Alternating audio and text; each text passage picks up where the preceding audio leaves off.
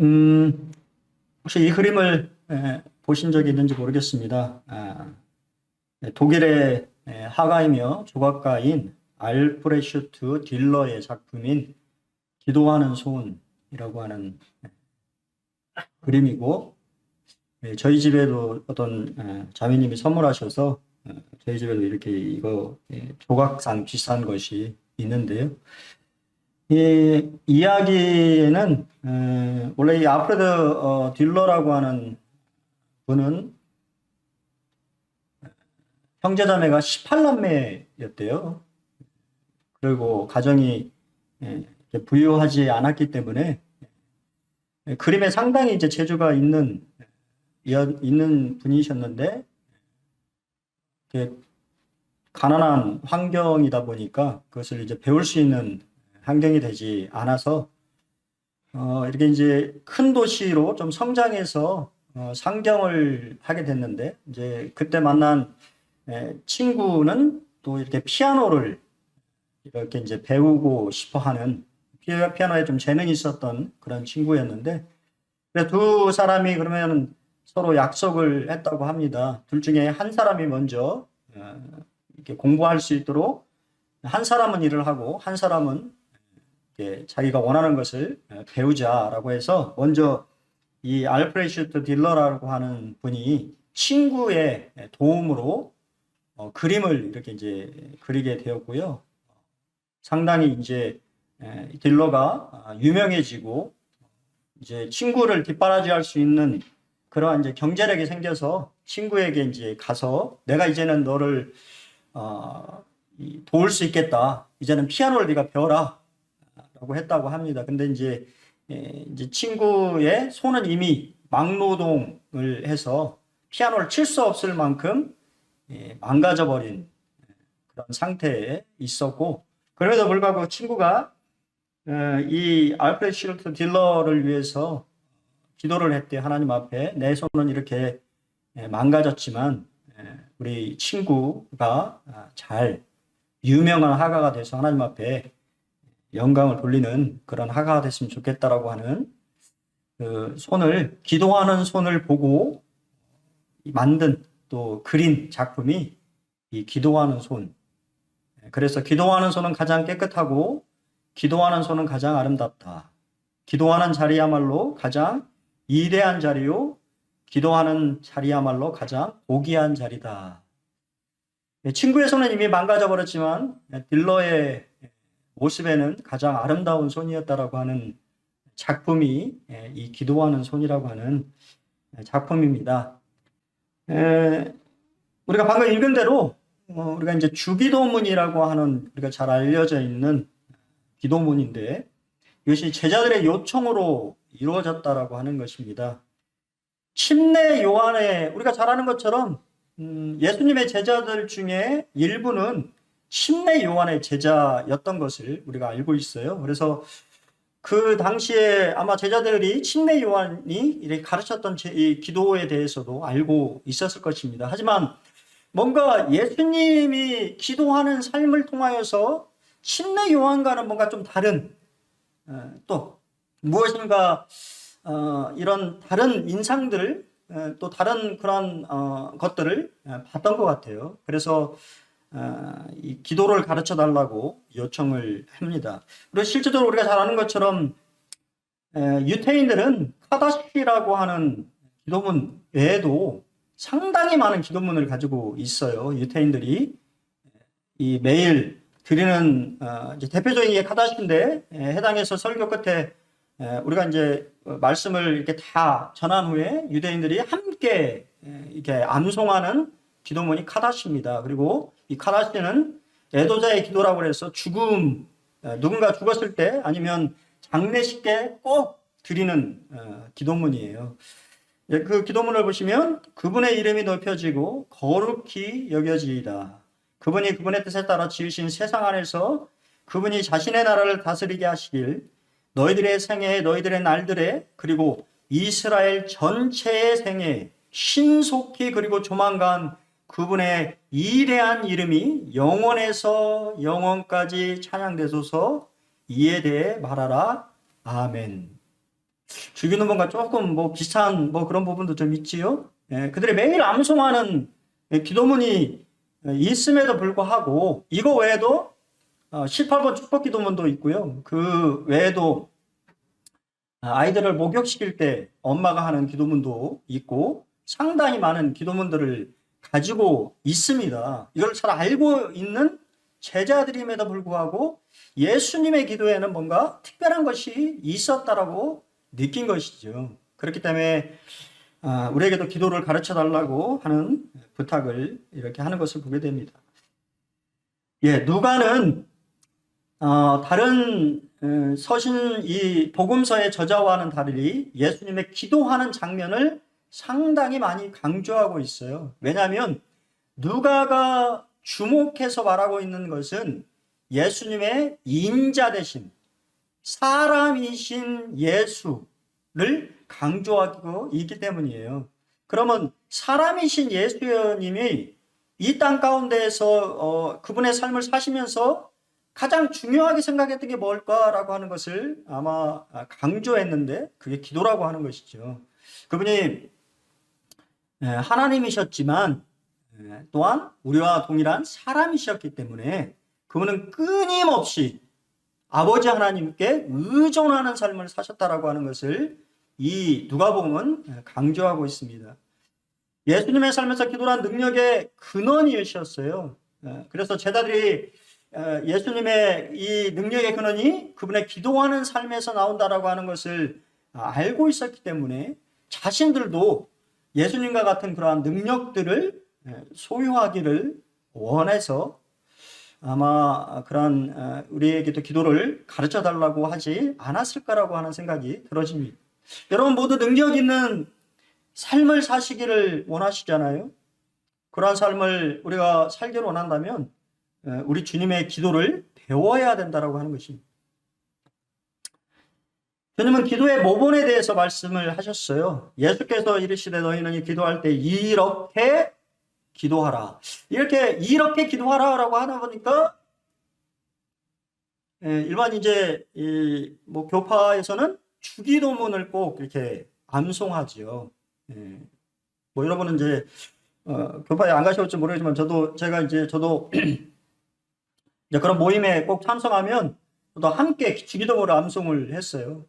같이 암송을 합니다. 저는 잘못됐다고 보여지진 않아요. 하지만 그냥 아무 의미 없이 단순하게 암송하는 것은 주님이 가르쳐 주신 기도하고는 의미하고는 다르다. 주님은 이렇게 기도하라고 그랬더니 그대로 기도하라고 하신 것이 아닙니다. 그 기도의 본을 보이시고 이런 것들이 기도에 들어가야 된다라고 하는 강조점을 말씀하셨다라고 하는 것이죠. 사실은 주기도문입니다만 주님의 기도라고 하기보다는 제자들의 기도예요. 우리들이 어떻게 기도할 것인지에 대해서 말씀해 주신 것이죠. 먼저는 찬양이 이렇게 드려지죠. 하늘에 계신 우리 아버지여라고 하는 여러분 기도에 대해서 한번 지금 주님이 가르쳐 주시는 기도 한번 여러분의 기도 생활에 대해서 한번 비교를 좀 해보시면서 나는 이렇게 기도하고 있는지를 생각해 보시기 바랍니다. 두 번째는 목적이 뭐냐? 바로 하나님의 나라가 임하시기를 기도하는 것입니다.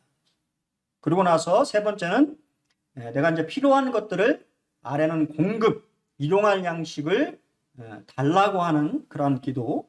그 다음에 네 번째는 용서에 대한 기도죠. 우리 죄를 사하여 주시옵고. 다섯 번째는 보호, 우리를 시험에 들게 하지 마옵시고. 마지막은 찬양입니다. 나라와 권세와 영광이 아버지께 영원히 있사옵나이다. 아멘. 누가복음에는 없지만 마태복음 6장의 완전한 주님의 그런 기도에는 이렇게 되어 있습니다. 찬양, 목적, 공급, 용서, 보호, 그 다음에 마지막 다시 찬양으로 기도가 마무리되어지는 이렇게 기도해야 된다라고 말씀하셨어요. 여러분 어떠세요? 그냥 여러분의 기도는 떼쓰는 아이처럼 내가 필요한 것만을 강구하고 있지는 않습니까? 아니면 우선순위가 바로 되어 있는지를 우리가 생각해 봐야 돼요. 강조점만을 제가 말씀을 드리겠습니다. 이 모든 걸 설명하려면 상당히 이제 시간이 많이 걸리기 때문에 여기서 말씀하신 강조점이 무엇이냐? 하나님을 가장 우선시하는 태도가 필요하다라고 하는 거예요. 기도는 간구가 아니고 예배라고 하는 것입니다.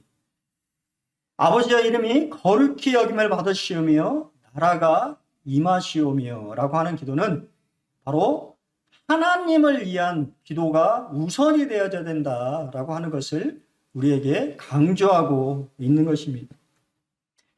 시편 66편 2절에도 그의 이름의 영광을 찬양하고 영화롭게 찬송할지어다 라고 말하고 있습니다. 또 시편 29편 2절에도 여호와께 그의 이름에 합당한 영광을 돌리며 거룩한 옷을 입고 여호와께 예배할지어다 라고 되어 있습니다.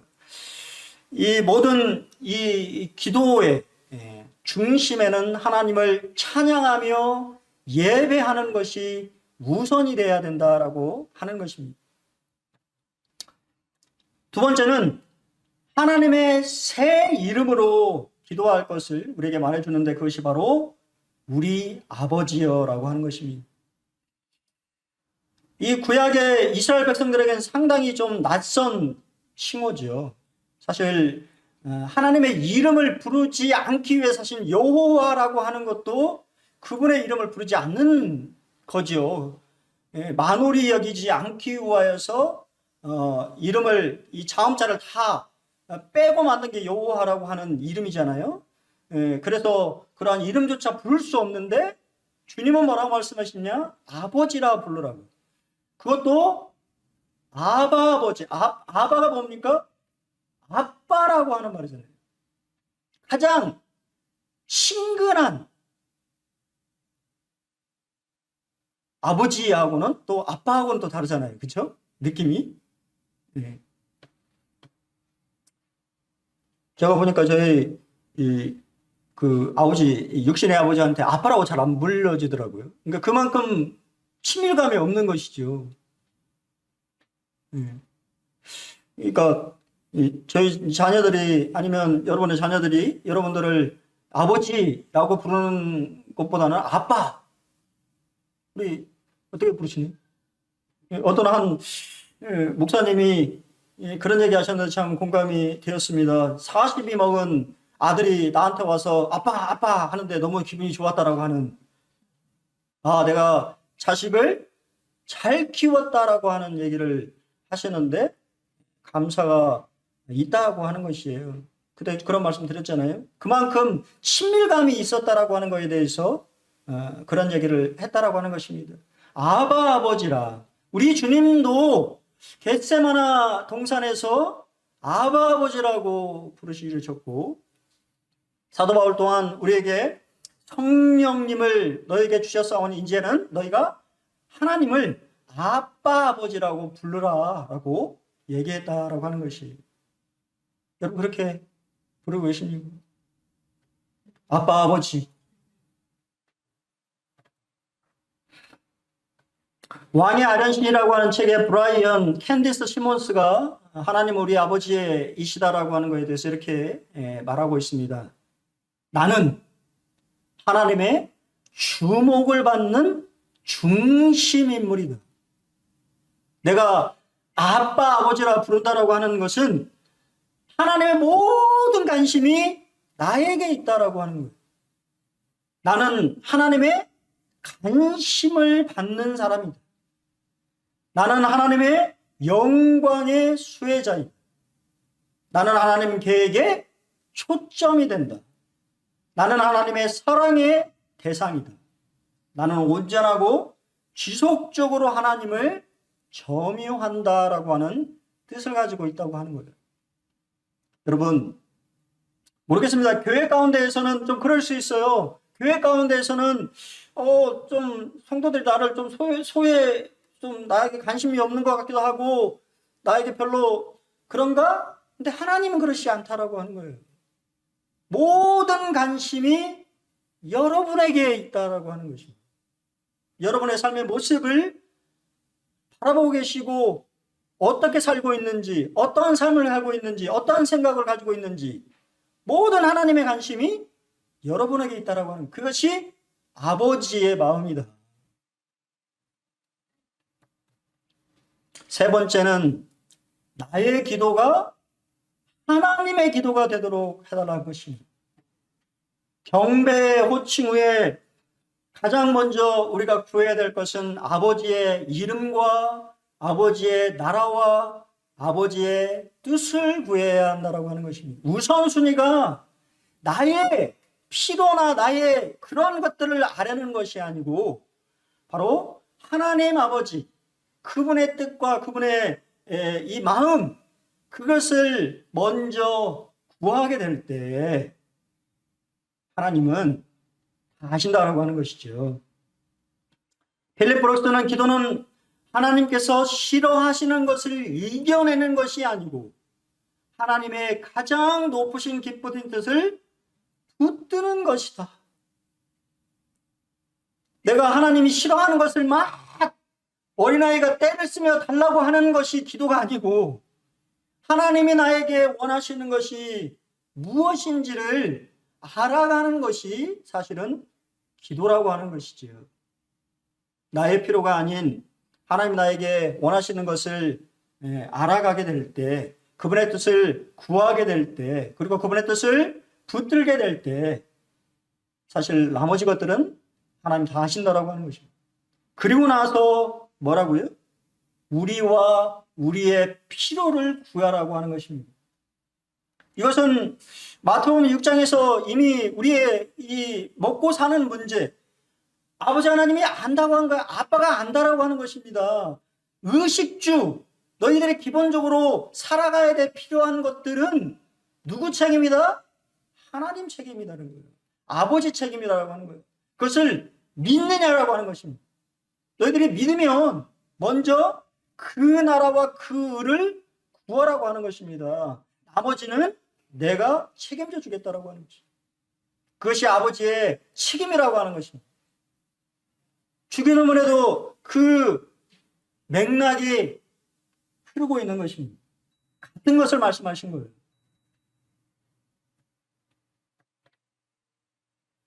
우루과이의 작은 예배당에 적혀 있는 주기도문이라고 합니다. 세상 일에만 빠져 있으면서 하늘에 계신 아버지라고 부르지 마라. 너 혼자만 생각하고 살아가면서 우리 아버지라고 부르지 마라.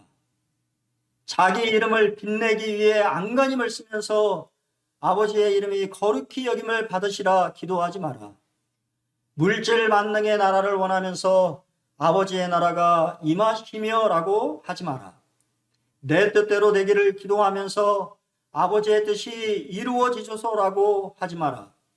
죽을 때까지 먹을 수 있는 양식을 쌓아두려 하면서 일용한 양식을 주소서 하지 마라. 누군가에겐 아직도 노여움을 품고 있으면서 우리의 죄를 사하여 주옵소서 하지 마라. 죄 지을 기회를 찾아다니면서 우리를 시험에 들게 하지 마옵소서 하지 마라. 악을 보고도 아무런 양심의 소리를 듣지 않으면서 다만 악에서 구하옵소서 하지 마라. 주님의 기도를 진정 나의 기도로 바치는 삶을 살지 않으면서 아멘이라고 하지 마라. 참 역설적이죠. 우리는 얼마나 이러한 삶을 살아가고 있습니까? 얼마나 많은 그리스도인들이 주기도문을 암송하면서도 그들의 삶에서는 전혀 그와는 반대되는 삶을 우리는 살아가고 있나요? 우리의 삶의 기도가 우리 주님이 가르쳐 주신 것처럼 정말 그분의 이름과 그분의 뜻과 그분의 나라가 이루어지기를, 내 삶 가운데에서 이루어지기를 먼저 기도하면 그 좋으신 아버지 하나님은 나머지 여러분의 필요한 것들을 책임져 주시겠다라고 하는 그런 약속들을 하게 되는 것을 참 보게 됩니다. 그것을 믿음으로 살아가시기를 참 바랍니다. 세 번째는 기도의 자세에 대해서 비유로 우리에게 말씀해 주셨습니다. 이게 상당히 난해 구절입니다. 비록 벗됨으로 인하여서는 일어나 주지 아니할지라도 그 간청함을 인하여 일어나 그 요구대로 주리라고 하는 말씀이 상당히 사실은 많이 잘못 해석되어지는 말씀입니다. 우리가 방금 읽은 것처럼 비유는 벗이 있었는데 그 벗의 친구들이 갑자기 한밤중에 찾아오게 됩니다. 근데 이제 이 한밤중에 찾아오는데 아마 저녁 식사를 하지 못한 것 같아요. 한밤중이라고 말씀하신 것은 그만큼 어려운, 부탁하기 어려운 그러한 상황이었다라고 하는 것을 의도적으로 예수님께서 그런 상황들을 말씀하신 것 같아요. 그러자 떡이 그렇게 보는 분도 있어요. 유대인들은 손님이 왔을 때, 여러분 어떠신지, 우리도 그런 문화가 좀 있잖아요. 찬밥을 주는 경우는 없답니다. 여기 떡 세 덩이라고 이렇게 언급되어 있잖아요. 떡 세 덩이를 빌리라고 하는 것은 그냥 집에 먹다 남은 떡을 말하는 것이 아니고 새로 구워주는 새 떡을 말한다고 해요. 그러니까 이 갓 지은, 갓 구운 맛있는 그것을 대접하는 것이 중동에서의 문화인데, 이 친구는 그 떡이 없고 이제 그러니까 그냥 먹다 남은 떡은 있었지도 모른다라고 하는 거예요. 하지만 떡을 빌리로 근데 이제 그 떡을 이렇게 이제 새 떡을 만들었다고 하는 얘기를 아마 들었던가 봐죠. 친구의 집에 가서 떡을 빌려달라고 문을 두드리기 시작을 합니다. 우리가 잘 아는 것처럼 이 유태인의 가옥은 지난번에 제가 그런 그림을 좀 보여드렸습니다만, 이 가축과 집안이 같이 되어 있는 구조죠. 그래서 두드리게 되면 가축들도 다 깨고 집안 사람들도 다 깰 수밖에 없는 그런 구조예요. 그래서 막 두드리니까 친구가 이미 잠자리 들었으니까 줄 수가 없다고 그렇게 얘기를 하는데, 그 말씀을 잘 보시면 질문이에요. 예수님의 이 답은 질문입니다. 어떤 답을 원하시는 질문일까요? 다시 한번 보시면 7절에 그렇게 되어 있죠. 그가 안에서 대답하여 이르되 나를 괴롭게 하지 말라. 문이 이미 닫혔고 아이들이 나와 함께 침실에 누웠으니 일어나 내가 줄 수 없노라 하겠느냐. 여러분 대답은 무엇입니까? 우리의 서구적인 생각은 당연히 한밤중에 찾아온 사람이 이상한 사람이지. 이 7절의 답은, 예수님이 우리에게 말씀하시고 요구하시는 답은 아니요입니다. 중동의 이 문화에서는 그게 아니요라고 하는 답이 나와야 돼요. 이 강청함이라고 하는 단어가 아네데이아라고 하는 건데, 수치를 피하기 위함, 부끄러움을 당하지 않기 위함, 또는 체면을 잃지 않기 위함이라고 하는 뜻을 가지고 있는데요. 그러다 보니까 이게 그냥 강청함이라고 하다 보니까 어떻게 해석되어 버렸냐면 그냥 때를 쓰면 된다라고 하는 때 기도가 돼 버렸어요. 그래서 많은 분들이 잘못해가지고 막 철야 기도, 때 기도, 그런 말 들어보셨어요?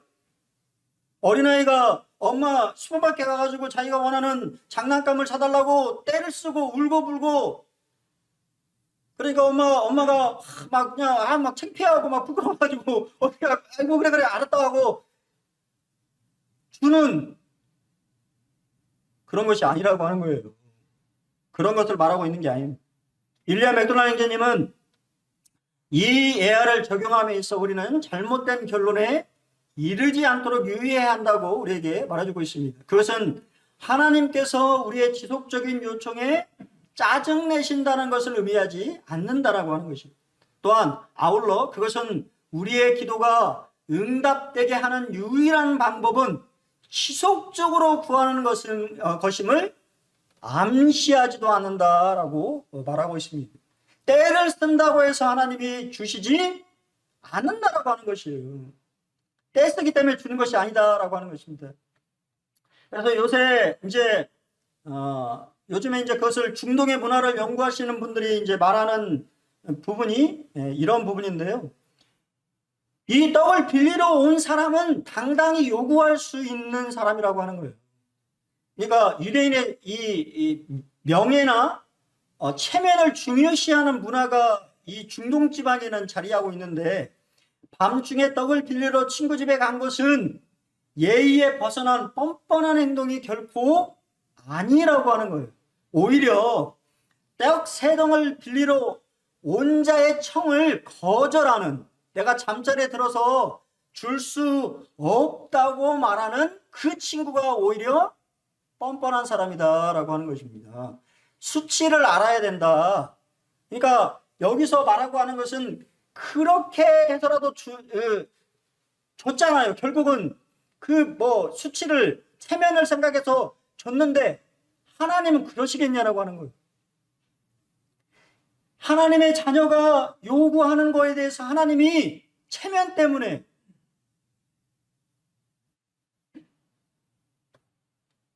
그 사람도 체면 때문에 줬는데 하나님 아버지는 어떻게 했냐는 거예요. 반대를 말하는 것입니다. 하나님께서는 자녀의 기도에 기꺼이 응답하시기를 기뻐하시는 분이니까 걱정하지 말고 요구하라는 거예요. 밤중에 되든 어떤 상황이 되든 꺼리낌 없이 아버지께 요청하라고 하는 것이 이 비유의 핵심입니다. 기도를 위한 약속들을 우리에게 말씀하십니다. 구하라, 찾으라, 문을 두드리라. 이 말씀은 명령이면서 여기에는 이 헬라의 정확한 의미를 알려면 계속해서라고 하는 단어를 앞에다 붙이셔야 돼요. 계속해서 구하라, 계속해서 찾으라, 계속해서 문을 두드리라. 왜요? 바로 우리의 기도를 들으시고 응답하시는 좋으신 아버지 하나님이기 때문에 기도의 응답은 기도하는 자에게 주어진다라고 하는 것을 강조하기 위한 것입니다. 구하라, 찾으라, 문을 두드리라는 말씀에 바로 이어서 그러면이 3번 언급되어지고 있어요. 구하고 찾고 문을 두드리면, 그러면 반드시 하나님 아버지가 뭐 한다고요? 응답해 주신다라고 하는 것을 강조하는 말입니다. 너희가 계속 구하고 계속해서 찾고 계속해서 문을 두드리면, 근데 그거에는 당연히 하나님 아버지의 뜻이 담겨져 있어야 되는 것이죠. 그렇게 될 때 하나님 아버지는 반드시 자녀의 기도에 응답하시는 분이다라고 하는 것입니다. 바바 어틀리는 기도에 있어서 중요한 점은 우리가 강구한 내용에 대해서 어떤 특별한 응답을 받는 일이 아니라 우리가 성부와 함께 시간을 보냈다는 점이다라고 이야기하고 있습니다. 여러분, 그런 생각 해보셨습니까? 여러분이 간절히 하나님 앞에 기도할 때 여러분이 하나님 아버지와 함께 시간을 보내고 교제하고 있다라고 하는 사실을 아십니까? 이것은 시간의 문제는 아니라고 저는 생각이 되어져요. 우리가 잘 아는 것처럼 존 웨슬리 같은 경우는 2시간 넘게 기도했다라고 하죠. 하지만 찰스 스펄전은 그의 기도는 5분을 넘지 않았다고 얘기를 해요. 아십니까? 그는 매일 5분 이상을 기도하지 않았다고 해요. 그러니까 이 기도할 때 5분 이상 기도한 적이 없다라고 얘기합니다. 여러 번 기도했겠지만 그렇게 딱은 성향인 거예요. 어떤 분은 많은 시간을 기도하시는 분이 있지만 어떤 분은 그냥 제가 옛날에 뉴질랜드 있을 때 상당히 이제 좀 적응이 안 간 형제가 있었어요. 우리 경상도 형제였는데 그 형제는 기도가 짧아요. 근데 짧은데 강렬합니다. 제 마음을 두드립니다. 엄청 짧아요. 1분도 안 걸려요. 뭐 할 말만 하는 사람 같아요. 근데 참 멋있더라. 기도를 길게 한다고 해서 하나님 들으신 것이 아니라고 하는 것입니다. 그런 분도 계시지만 또 그렇지 않은 분도 계신 거예요. 그 성향 차이입니다. 하지만 중요한 것은 시간이 얼마냐라고 하는 것이 아니라 얼마나 깊은 교제 가운데 하나님과 함께 하느냐라고 하는 것이 저는 중요하다고 보여집니다. 우리가 기도하는 그 시간이 아버지 하나님과 교제하는 시간이에요. 그렇잖아요. 자녀가 아버지한테 와서 나에게 이러이러한 일들이 있었다라고 이야기하는 것처럼 우리가 그렇게 하나님 앞에 아뢰게 될 때, 우리의 사정과 그러한 것들을 말하게 될 때 하나님 우리 기도를 들으신다라고 하는 것입니다. 그리고 그것을 이해하시고 그거에 필요한 것들을, 그러면 자녀가 필요한 것들이 무엇인지를 듣게 되면 아버지가 가만히 있습니까? 아니잖아요. 주님의 때에 합당한 그때 공급하시죠. 필요한 것들 채워주시고 하는 것들을 보게 됩니다. 마이크 이아코넬리 또한 이렇게 얘기합니다. 기도는 하나님을 누리는 것이다. 여러분의 기도에 하나님과 교제하면서 그 하나님과 누리고 있습니까? 사귐을 가지고 있습니까? 기도가 어느 부분은 그래서 기도가 어렵다라고 말합니다. 어느 분은 기도가 쉽고 또 어느 분은 기도가 참 어렵게 느껴지기도 합니다. 하지만 우리는 기억하십시오. 기도는 그냥 내가 필요한 것들을 막 아뢰는 것이 아닌 사실은 아버지와 교제하는 거예요. 대화하듯이. 우리가 육신의 부모와 내 삶에 일어난 모든 것을 이렇게 이야기하듯이 그냥 하나님 앞에 내 필요한 또 내 그런 것들을, 사정들, 사항들을 이야기하는 것이 바로 기도입니다. 그러면 하나님이 말씀하시는 거예요. 그것이 바로 기도이며 그 하나님을 누리는 것이며 교제하는 것이며 또한 하나님을 예배하는 것입니다. 그러면서 예수님은 가족에 대한 예를 드셨어요. 너희가 악할지라도 좋은 것을 자식에게 줄 줄 알거든 하물며 너희 하늘 아버지께서 구원한 자에게 성령을 주시지 않겠느냐. 악한 부모라도 자식에게는 좀 좋은 거를 주려고 하는 것이 본성이라고 하는 거예요. 하나님이 인생을 만드신 본성이 그 사람이 악한 사람이라도 그 자식에게는 좋은 것을 주고 싶은 것이 하나님이 지은 인성의 본성이라고 하는 것입니다. 그러면 하물며 우리를 사랑하셔서 자기 아들을 내어주신 아버지 하나님은 어떻게 했냐라고 하는 것입니까? 자녀들의 그 기도를 들으시고 가장 좋은 것을 주시지 않겠냐라고 하는 것입니다.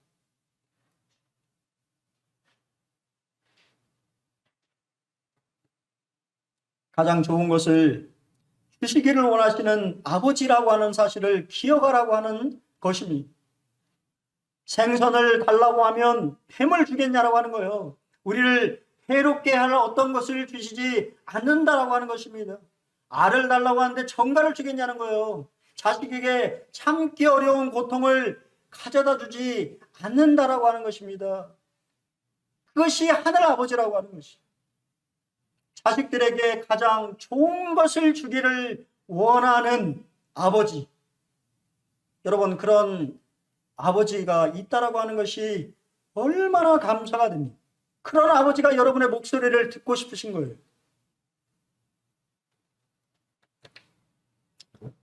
저는 마지막으로 말씀을 좀 드리긴 원합니다. 하나님은 고요할 때 임하신다라고 하는 책에 엘케 베르너라고 하는 분은 주기도문에 대해서 이렇게 우리에게 질문하고 있습니다. 하늘에 계신 우리 아버지요, 하나님이 내 아버지라는 것이 내 삶에 어떤 의미가 있습니까? 생각해 보십시오. 이번 한 주 하나님이 내 아버지가 되신다라고 하는 것이 어떤 의미가 있는지를 한번 생각해 보십시오. 아버지의 이름을 거룩하게 하시며 나는 특히 하나님의 어떠한 성품, 특성, 이름을 높여드려야 할까요? 여호와 라파의 하나님, 치료하시는 하나님, 여호와 샬롬의 하나님, 평화를 주시는 하나님, 여호와 니시의 하나님, 승리를 주시는 하나님, 여호와 이레의 하나님, 예비하시는 하나님. 여러분, 이번 한 주에 어떠한 하나님의 이름을 여러분은 찬양하며 감사하기를 원합니까? 또 어떠한 하나님의 성품을 만나시기를 원하십니까? 여러분 한번 생각해 보라는 거예요. 아버지의 나라에 오게 하시니 하나님은 특히 오늘 내 삶 어디에 하나님의 나라를 세우시기를 원하십니까? 여러분의 삶 속에서 하나님의 나라가 어느 부분에 세워지기를 원하십니까? 아니면 여전히 여러분의 나라가 여러분의 삶을 지배하고 있습니다. 아버지의 뜻이 하늘에서 같이 이루어진 것 같이 땅에서도 이루어지게 하소서. 나는 하나님의 뜻을 이루기 위해서 하나님이 오늘 내게 말씀하시는 것을 행할 준비가 되어 있습니까? 오늘 우리에게 일용할 양식을 주시고 오늘 나에게 필요한 것을 하나님께서 주시리라고 신뢰하십니까? 우리가 우리에게 잘못한 사람을 용서해 준 것 같이 내 내면의 죄인 명단이 아직 올라 있는 사람이 있는가요? 여러분 여전히 용서하지 못한 사람들이 여러분 마음속에 있습니까? 주님 말씀하십니다. 용서하지 않은 자는 용서하지 않을 것이라고 말씀하셨어요. 왜 용서하라고 기도하신지 아십니까?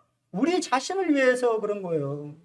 우리 자신의 내면이 건강하지 않으면 그것이 여전히 마음속에 감옥이 되어서 내 스스로가 어렵습니다.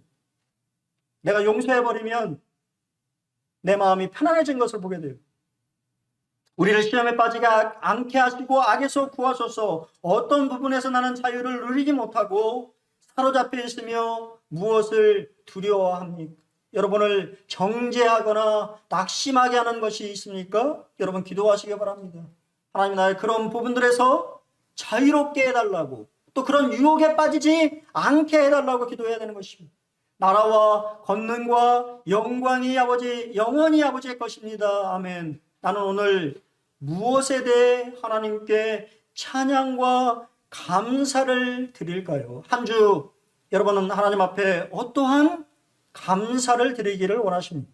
여러분 주기도문을 한번 생각해 보시면서 내 삶에 정말 하나님의 뜻이 하나님의 나라가 이루어지고 있는지를 살펴보시길 바랍니다. 그것이 바로 이 주님이 가르쳐 주신 기도의 본 목적이에요. 암송하는 것이 중요한 것이 아니라 하나님의 이름이 또 하나님의 뜻이 하나님의 나라가 내 삶 속에서 이루어지게 될 때 그 좋으신 아버지 하나님은 나머지 여러분의 필요한 모든 것들을 책임져 주시는 좋은 아버지, 좋으신 아버지 라고 하는 사실을 말씀하고 계신 것입니다. 나머지를 책임져 주시겠다고 약속을 참 하셨다라고 하는 사실을 기억하시고 그렇기 때문에 믿음이 필요한 것이죠. 참 어려운 것입니다. 맡긴다고 하는 것이 어려운 것이죠. 우리가 믿음으로 또 한 주도 우리 주님을 경험하면서 주님의 나라가 여러분의 삶 속에서 이루어지기를 기도하겠습니다.